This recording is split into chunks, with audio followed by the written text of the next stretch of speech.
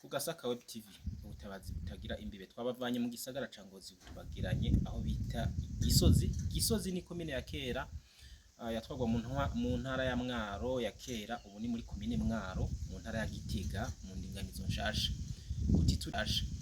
Uti turi hehe na neza rero turi mu Igisozi aho basanzwe mu ruganda rusanzwe ruhingura ibicanwa canke amakara abenshi batamenyereye kandi batazi bitwa ibizuku. Turi kumwe rero n'umwe mu basanzwe bakorera mu urwo ruganda aho mubona amamashini ngaho inyuma yacu asanzwe ahingura ivyo bizuku. Rero umwe turi kumwe asanzwe akorera mu iyo shirahamwe icukura ibizuku canke itunganya ibizuku, reka tumusabe yidondore kandi araba muri kamera.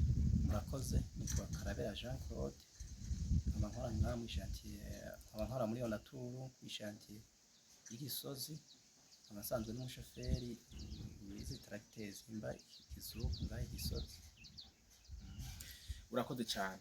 Abenshi barimo barakurikirana ku Gasaka Web TV mumenyereye amakara, mumenyereye inkwi, benshi ntibazi ibizuku. Ibizuku ni bimwe mu byo novuga mu butare, mu bwoko bw'ubutare Burundi bufise bishobora gutanga amafaranga cyangwa kugenera amafaranga kumwe mu busanzwe mubizi barabidandaza. Ibizuku rero tibabihingura gute? Izi mashini mubona Jean Claude, izi mashini tubona mashini biri izo mukoresha mu dukoresha mu izuba. Ega aya n'amapine turabona hicara abashoferi, ntiracakomeye turabitera akomeye, ariko akomeye niyo irindi izuba. Ayo menyo yo yakora iki? Ayo menyo mubona niyo aduza ikizuku. Donc iyo ni tracteri ikoresha iyo ni tracteri nkazi ya tracteri musanzwe mubona mugabo iratandukanye cyane kuko ibi bikorwa ikora ntusanga bisana bijya bikorwa byo kurima cyane kuri zindi tracteri.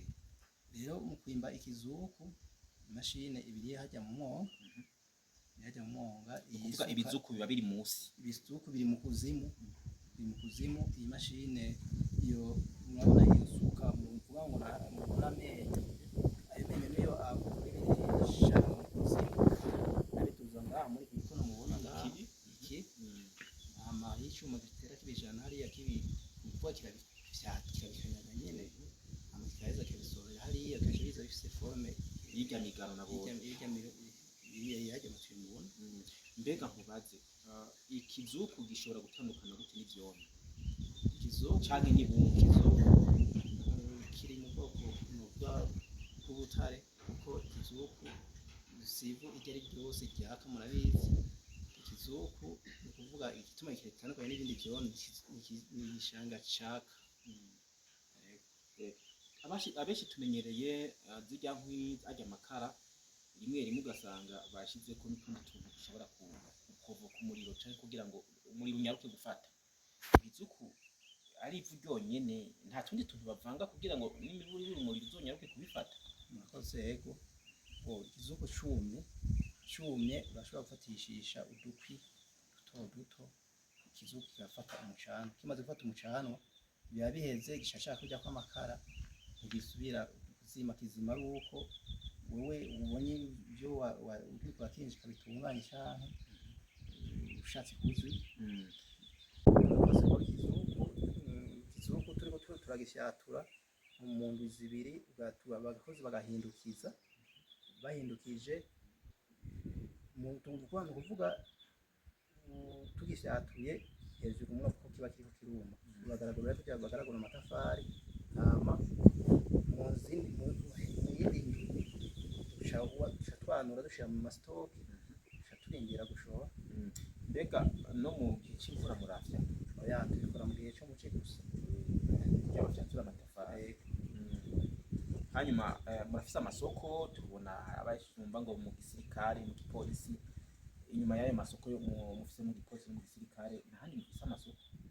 Yego, turashobora muri fomi ikizuku cyawe Onaturu ikayikoresha muri urugero kandi abo gukora amasi none kubera iki ahantu tugiye ku masoko mu masoko atandukanye mu ntara zitandukanye atabyo tubona ku masoko kugira bashora amakara?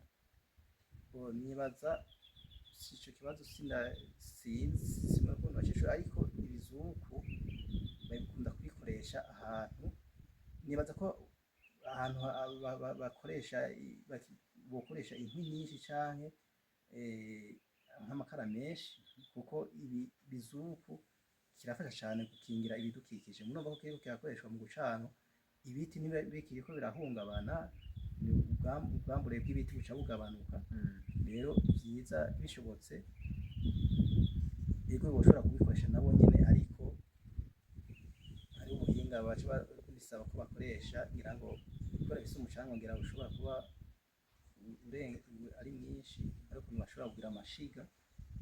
Ni ukuba ataravyijukira rero abenegihugu kubikoresha, n'ubundi bubikoresha nk'abandi. Mbega birazana iminyota, harya babicanye birazana iminyota? Yego birazana iminyota mu gihe kitaba baragikariboniza, kirazana iminyota. Akahe kamaro ko gukoresha ibizuku canke gukoresha amakara? Gukoresha amakara no gukoresha ibizuku bifise n'akahe kamaro kanini wovuga ati mwohamagarira abantu gukoresha ibizuku par rapport y'inkwi y'amakara? Murakoze cane, ico kibazo ni ikibazo ciza cane. Murabona ibizuku twebwe turiko turazimba ngaha mu mwonga, ni ukuvuga twe turimba ikizuku kandi turiko turacimba ku buhinga bugezweho bw'iyo tracteur mubona. Iyo sheni murayibona wimbitse mu kuzimu, ahanye ishigaruka hano aho yaciye iyo sheni usura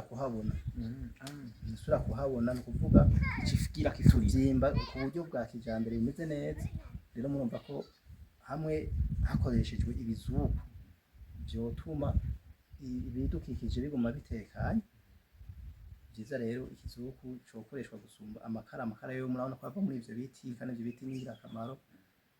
Ahubwo vyiza aho nohimiriza abenegihugu bose gukoresha ikizuku bishobotse, kuko aya makara ariko aratuma imisozi haba ubwambure. Murabona nk'ahanye dutumbere ko hambaye, rero ikizuku vyoba sawa cane kugira ngo igihugu cacu kigume kimeze neza. Iki kintu zira cose, iyi ntuza yose, ivare yose bizemwo amatere bakoresha mu bizuku. Yego cane. Mbe nta zindi ntara harimwo ibizuku? Zirahari, hariho Ngozi, hariho abita mu Buyongwe, hakaba muri Bururi, abita Gitanga no mu Kidimba. Reka tugushimire rero ubwira ko widondora nkuko batangiye widondora. Murakoze cane. Ariko Karabera Jean Claude akora ngaha kuri chantier y'Igisozi. Murakoze. Claude, turagushimiye. Turashimiye namwe mwakurikirana ikiganiro cacu. Mukomeze gukurikirana ibiganiro byo ku Gasaka Web TV, ubutabazi butagira imbere. Kuri mikoro mwari kumwe na Roger Nashimira Imana na Gahwana.